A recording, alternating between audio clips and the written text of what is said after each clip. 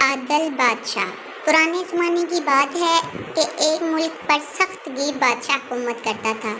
وہ رعایا پر طرح طرح کے ٹیکس عائد کرتا تھا اور ٹیکس کے پیسے دوسرے ممالک میں جا کر فضولیات میں ضائع کرتا۔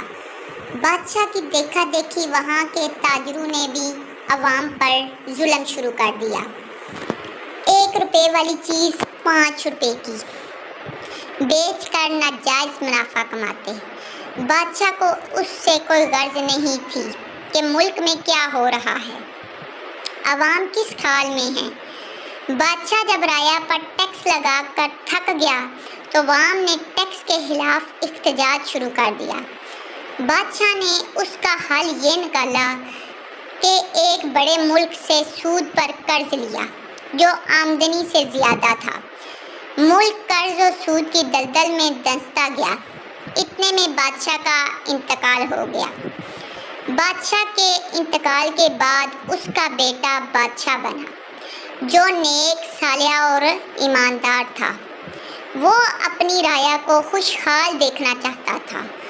اس نے غریبوں پر ٹیکس کم کر دیے اور امیر لوگوں پر ٹیکس لگائے تاکہ ملک کا قرضہ اتر سکے، لیکن تاجروں نے ٹیکس دینے کی بجائے چیزیں مہنگی کر دی اور طرح طرح کے جتن کرنے لگے کہ کس طرح بادشاہ کی حکومت ٹھیک نہ چلے۔ جب بادشاہ کو خبر ہوئی کہ تاجر عوام سے چیزوں کی زیادہ قیمت وصول کر رہے ہیں اور مہنگائی میں اضافہ ہو رہا ہے تو بادشاہ کے ذہن میں ایک ترکیب آئی۔ اس نے اپنے وزیر کو کمہار کے روپ میں بازار بھیجا کہ جاؤ بازار سے ایک مٹکا خرید لاؤ اور پوری مارکیٹ سے قیمت کی جانچ کرنا تاکہ پتہ چلے کہ کون کون تاجر عوام کو لوٹ رہا ہے۔ وزیر ایک دکان پر گیا، مٹکے کی قیمت معلوم کی۔